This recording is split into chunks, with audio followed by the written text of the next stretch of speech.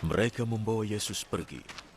Yesus keluar, memanggul salibnya, menuju tempat yang disebut sebagai tempat tengkorak. Dalam bahasa Yunani disebut Golgota.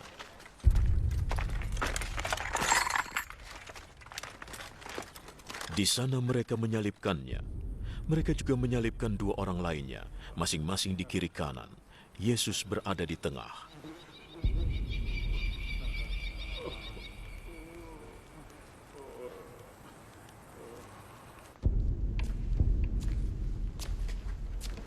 Pilatus menyuruh orang memasang tulisan di salib. Yesus dari Nazaret, Raja orang Yahudi. Itulah yang ditulisnya.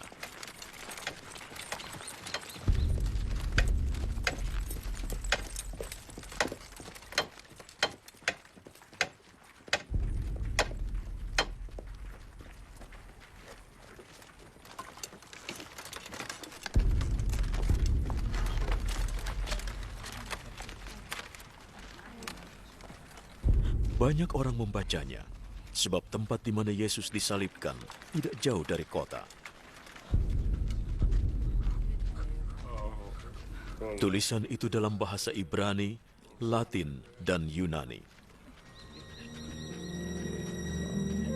Imam-imam kepala berkata kepada Pilatus, "Jangan tulis Raja orang Yahudi, tapi tulislah, Orang ini berkata, aku Raja orang Yahudi."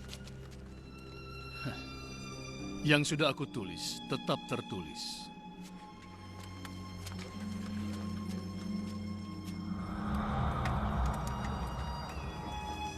Setelah para prajurit menyalibkan Yesus, mereka mengambil pakaiannya dan membaginya menjadi 4.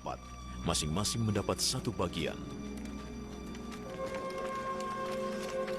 Mereka juga mengambil jubah Yesus yang terbuat dari sehelai bahan tenunan tanpa sambungan jahitan. Para prajurit berkata satu sama lain, "Jangan kita potong, mari kita undi siapa yang boleh mendapatkannya." Ini terjadi supaya terlaksana yang tertulis di dalam Alkitab. Mereka membagi pakaianku di antara mereka dan mengundi jubahku. Dan itulah yang dilakukan para prajurit. Di dekat salib Yesus berdiri ibunya, saudari ibunya Maria istri Kleopas, dan Maria Magdalena. Yesus melihat ibunya dan murid yang sangat dikasihinya berdiri di situ. Dia putra ibu. Lalu dia berkata pada muridnya, Dia ibumu. Sejak itu, murid Yesus itu menerima ibu Yesus tinggal di rumahnya. Yesus tahu bahwa sekarang semuanya sudah selesai. Dan untuk menggenapi yang tertulis dalam Alkitab, ia berkata,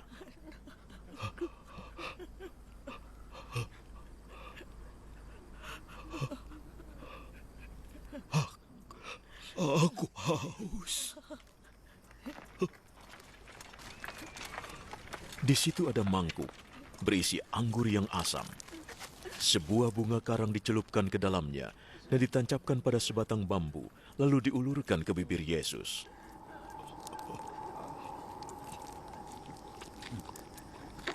Yesus minum anggur itu.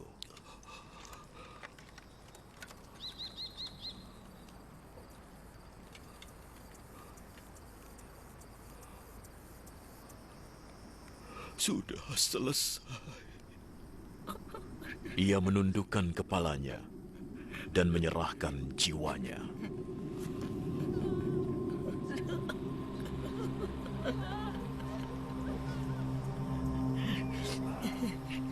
Para penguasa Yahudi meminta izin kepada Pilatus untuk mematahkan kaki orang-orang yang disalibkan itu dan menurunkan jenazah mereka dari kayu salib. Mereka memintanya karena saat itu hari Jumat. Mereka tidak ingin jenazah-jenazah itu tergantung di kayu salib pada hari Sabat. Apalagi Sabat kali ini adalah perayaan khusus. Maka para prajurit mematahkan lebih dulu kaki orang pertama, kemudian orang kedua yang disalibkan bersama Yesus. Ketika mereka sampai kepada Yesus, mereka melihat ia sudah meninggal. Jadi mereka tidak mematahkan kakinya.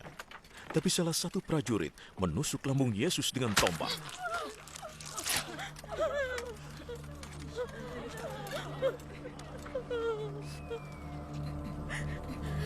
Dan segera darah dan air keluar.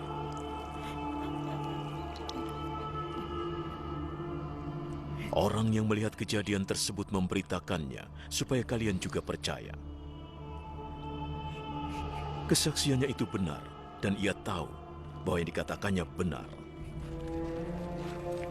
Ini terjadi supaya Alkitab digenapi. Tidak satu pun tulangnya akan dipatahkan. Di dalam Alkitab juga tertulis, orang akan memandang dia yang sudah mereka tikam.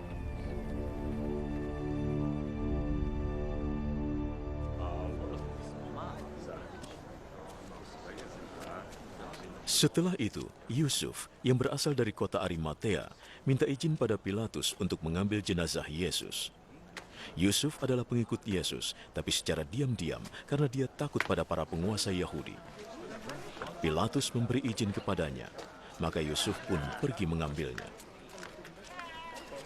Nikodemus yang dulu pernah menemui Yesus pada malam hari, pergi bersama Yusuf.